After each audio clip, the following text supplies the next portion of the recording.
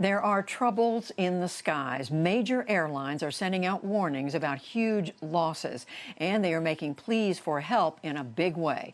Tens of thousands of flights are canceled for the fall. Plus, change fees are now eliminated to attract travelers. Paul Solman has a story for our series, Making Sense. All of these people on a plane, I didn't get in nobody's face. Call them mask wars, being waged on tarmacs everywhere. In my last flight, there was actually a gentleman that refused to wear a mask, and so they had to bring in airport security. And the person from airport security said, like, hey, we already had this conversation at the gate, so the airport security took him off the plane. As they escorted this woman off to a sitting ovation. No wonder so many passengers now have a fear of flying. Even Nick Ewan, an airlines journalist. I have personally not taken a flight since March 1st, and that is pretty unheard of. And if you do want to fly, like NYU professor Paul Glimcher, it's really hard to imagine jumping on a plane and flying out to NYU Shanghai because the Chinese government wouldn't let me go. The US government wouldn't let me come back. There'd be 2 weeks of quarantine at either end. It seems impossible.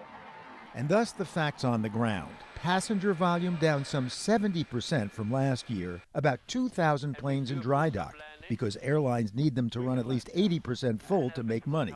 Former Spirit Airlines CEO Ben Baldanza. If they're not going to be able to fill that much, they're going to have to get a higher price. When the prices go up, many fewer people choose to travel. And so if airlines are going to have to rely on a higher price point because the planes aren't as full, there are going to be many fewer planes in the air because they're not going to be able to support as big a fleet. So the industry is faced with an ever more pressing question. Is this the new abnormal? If the traveler's confident that they are going to have a minimal risk of contracting COVID-19 when they go to the airport and when they get on board a plane, that's really when we are going to see a rebound in the overall market. Airlines are pushing new safety measures, disinfecting assiduously, filtering the air every few minutes. Carriers like Southwest, JetBlue, and Delta are restricting capacity. And some passengers are flying worry-free, like Timothy Strack.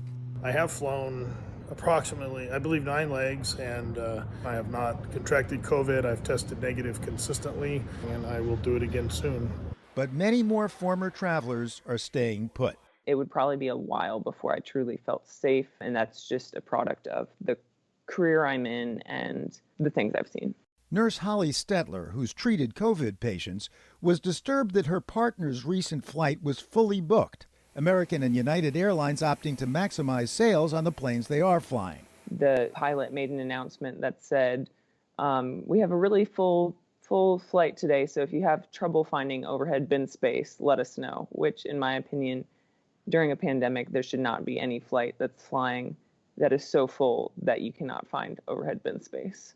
And then there are the non-mask wearers during this politicized pandemic. For all the people on the plane that may want to get off because they don't feel safe, then get the heck off. I'm staying right here. Some are belligerent, says Sarah Nelson of the Flight Attendants Union, who told us about one of her members. The passenger hit her, assaulted her. For enforcing the mask policy. Yes, the passenger became violent against the flight attendant and hit her and hurt her, and she is recovering from that now.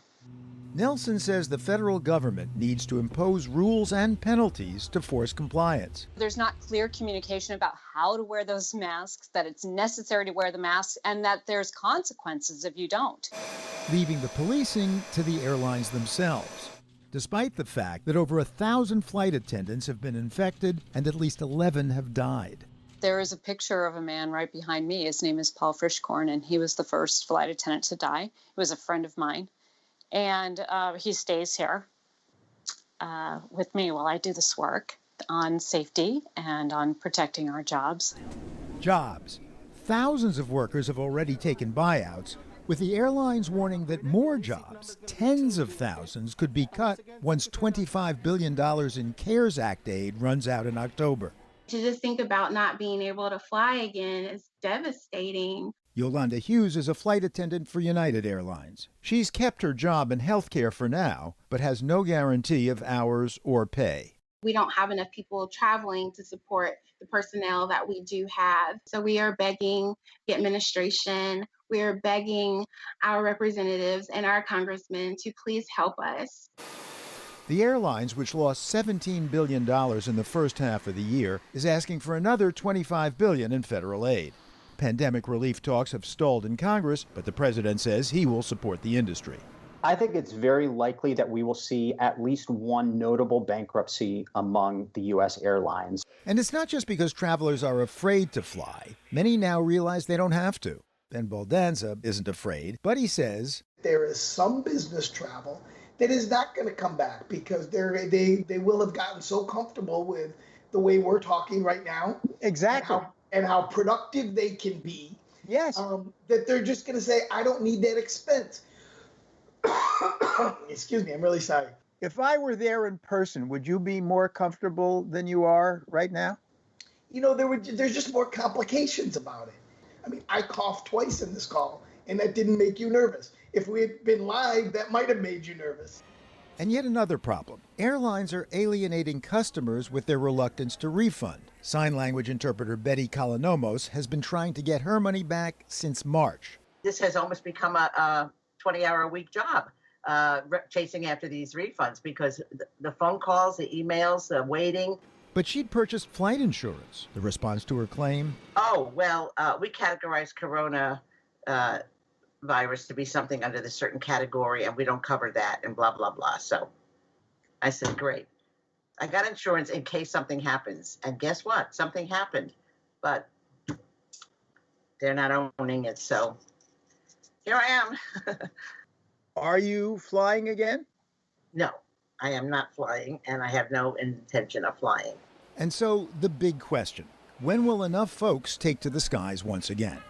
Right now, 52% of travelers say they're uncomfortable flying, like Professor Andrew Kaplan and his wife, psychotherapist Ruth Wyatt. They'd planned to go, she says, on a snorkeling trip in Indonesia about a month before COVID hit. But I don't want to get on an airplane. I don't really want to travel.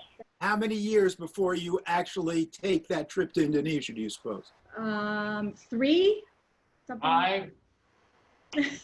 Anybody give me 6 here?